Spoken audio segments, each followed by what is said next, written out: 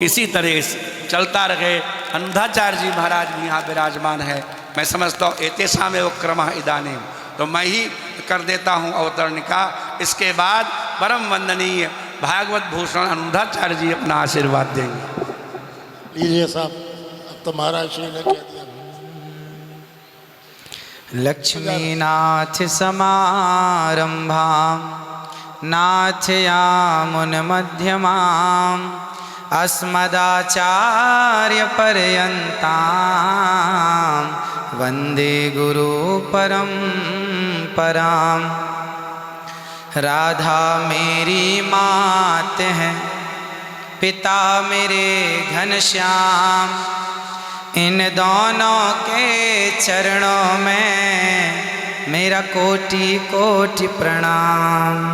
बोलिए राधा रानी सरकार की, कृष्ण कन्हैया लाल की, वृंदावन धाम की।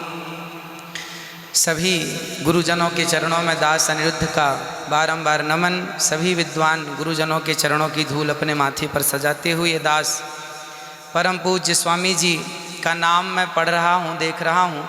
आपका नाम शुरू होता है माँ से। माँ से। माँ वो होती है जो सब पर कृपा करती है, सब पर करुणा बरसाती है। बस ये वही माँ है जो हर भक्तों पर सब पर कृपा करते हैं। और भागवत की कथा सुनाना और सुना कर के लोगों का हृदय परिवर्तित कर देना, लोगों के हृदय में भक्ति प्रेम का दीपक जला देना, ये कोई माँ ही कर सकती है। ये करुणा है। और जो करुणामयी माँ, जिनका पूरा नाम ये दास अनिरुद्ध, गुरुजनों का बड़ों का नाम नहीं लेना चाहिए ऐसा आप जन कहते हैं, इसलिए केवल माँ शब्द से आपको संबोधित करते हुए दास आपके चरणों में बारंबार प्रणाम करता है। बार बार ये कहा जाता है विद्वानों के चरणों में, आप सभी के चरणों में बारंबार नमन। मैं आप सबका दास हूँ और चरणों की धूल भी नहीं हूँ। भागवत जी के अष्टम स्कंद के 10वें अध्याय में लोग कहते हैं भागवत जी में राधा का नाम नहीं है, राधा का नाम नहीं है। ये लोग गलत कहते हैं, जो भी कहता है गलत कहते हैं। लिखा हुआ है, मैं आपको श्लोक दिखा रहा हूँ। भागवत जी के 8वें स्कंद के 10वें अध्याय में श्लोक नंबर 40 है। लिखा है उद्यतायुध दौर्दंडई राधावंतो भटान मृधे। राधावंतो लिखा, स्पष्ट लिखा गुरुजी। ऐसा है, नाश मत करिए। आधावंत है, आधावंत में दौड़ते हुए, या संधि हो गई है गुरुजी। नहीं नहीं, ये गलत बात है। आप जो है आयुधों को लेकर के आधावंत।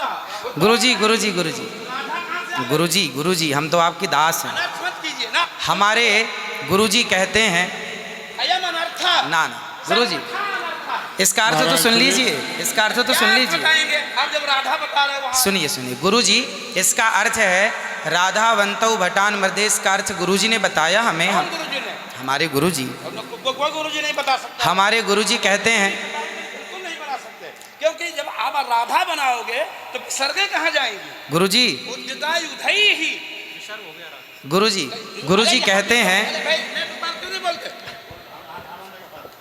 गुरु शब्द है। अब चलिए, भागवत जी में दूसरा है बधू। बधू प्रयोग हुआ है, बधू प्रयोग हुआ है। तो बधू का प्रयोग ये है कि वहाँ श्री राधा रानी का ही स्मरण है।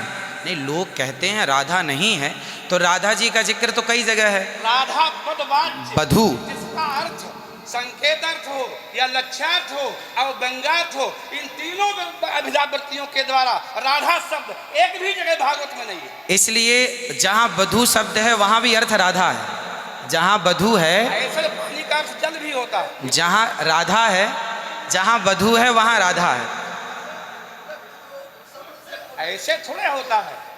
जहाँ आप जैसे लोग देखिए, आप विश्व हैं। हमारे गुरुजी ने बताया, ये हमारी क्या ताकत की हम बताएं? शब्द ही अर्थानाम अभिव्यक्ति त्रिभेद भवति। महाराज श्री, इनकी बात सारा विश्व सुनता है। महाराज श्री हमारी बात 20 आदमी सुनते हैं। महाराज जी जी सारा विश्व। त्रिपाठी जी, महाराज आचार्य जी, आपके चरणारविंद में मेरा निवेदन है कि अरे आप हटिए सामने से। आचार्य आचार्य जी आप हटिए भैया। अरे नहीं, लेकिन ऐसा श्रीधर। आप विश्व को सुनाते हैं इसलिए कह रहा हूँ, श्रीधर जी नहीं तो गलत सुना रहे हैं। इन्हें हटाओ। कौन है? कोई गुरु नहीं बता सकता यार। चलो गुरुजन का हम चलते हैं गिरिराज के पास। अगर गिरिराज जी का बता दें। आचार्य जी श्रीधर गुरुजी ने कहा है कि यहाँ जो राक्षस हैं वो राधा रानी का स्मरण करके, जो राक्षस हैं राधा रानी का स्मरण करके और युद्ध करने चले। जो राक्षस हैं भटान मर्दे जो है, गुरुजी ने बताया कि जो राक्षस लोग हैं वो किसका स्मरण करके युद्ध करने चले? श्री राधा रानी का। ब्रह्म वैवर्त पुराण के अनुसार राधा ही मूल आधार हैं। यहाँ तक कि राम में भी राधा छिपा हुआ। आप राम का अर्थ समझिए, राम मतलब राधा, माँ मतलब माधव, दोनों का एक अक्ष है, तो राम हो गए। ये बातें स्वीकार हैं, लेकिन और जैसे बधू, जैसे आपने कहा कि राधा जी भगवान श्री कृष्ण ने अपने कहा आओ मेरे कंधे पर बैठ जाओ, तो किसको, कौन है वहाँ पर? राधा जी हैं। राधा जी हैं तो हैं, लेकिन वहाँ बधू है।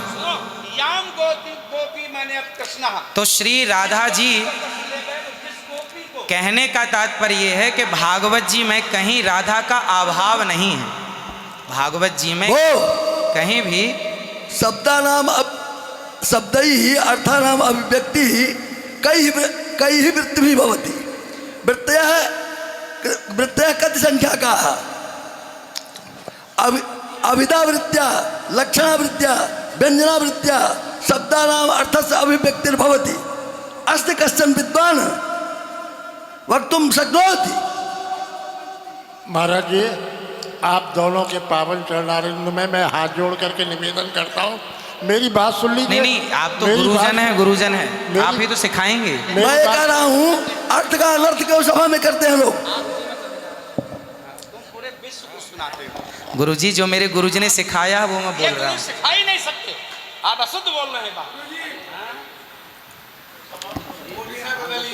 अभी श्री राधा और माधव जो राम नाम है, जो भागवत जी का अर्थ है। अब कोई पूछे कि राधा का अर्थ क्या है, तो राधा का अर्थ ही कृष्ण है, और कृष्ण का अर्थ ही राधा है। तो राधा ही कृष्ण है और कृष्ण ही राधा है। कुल मिलाकर कहने का अर्थ ये है, गुरुजन ये कहते हैं कि प्रत्येक श्लोक कृष्ण है और प्रत्येक भागवत जी के 18,000 श्लोक, प्रत्येक श्लोक कृष्ण है और श्लोक का प्रत्येक अर्थ श्री राधा है। प्रत्येक श्लोक श्री कृष्ण है और श्लोक का प्रत्येक श्लोक का अर्थ श्री राधा है। तो ये सब भाव ही तो है, लेकिन राधा ना वो भाव सब नहीं, भाव है। वो शब्दार्थ। भाव का भूखा हूँ मैं, भाव ही एक सार है, और भाव से भजले मुझे तो भव से बेड़ा पार है। सभी विद्वानों के चरणों में दास का बारंबार नमन। सबको जय श्रीमन नारायण, जय श्री कृष्ण। 2 मिनट कीर्तन कर ले। 1 मिनट रुको, मैं सबसे क्षमा मांगता हूँ। मेरा अनिरुद्धाचार्य के प्रति बड़ी श्रद्धा भाव है, बड़ा आदर है, लेकिन इनकी वाणी चूंकि पूरा विश्व सुन रहा है, ये चैनलों पर आते हैं। भाव जगत में हम कुछ भी कहें, लेकिन जब हम ये कहते हैं ये शब्द में लिखा है, तो वहाँ पर शब्द और अर्थ का संयोग, क्योंकि गिरा अर्थ जल शब्द बोध्यो व्यनक्ति अर्था शब्दोप्यर्थांतराश्रय एकत्व व्यंजकत्वे तद अन्य से सहकारिता। ऐसा हो ही नहीं सकता कि कोई अर्थ प्रकट हो और उसके मूल में शब्द न हो। वहाँ संधि है, मैंने आयुधई ही आयुधों से युक्त होकर मैंने गदा तलवार तीर लेकर के वो राक्षस आधावन था दौड़े मारने के लिए। शुद्ध यही अर्थ है। किसी अभिधा से, किसी लक्षणा से, लक्षणा तब होती है जब मुख्यार्थ का बाद हो। मुख्यार्थ का बाद हो ही नहीं सकता।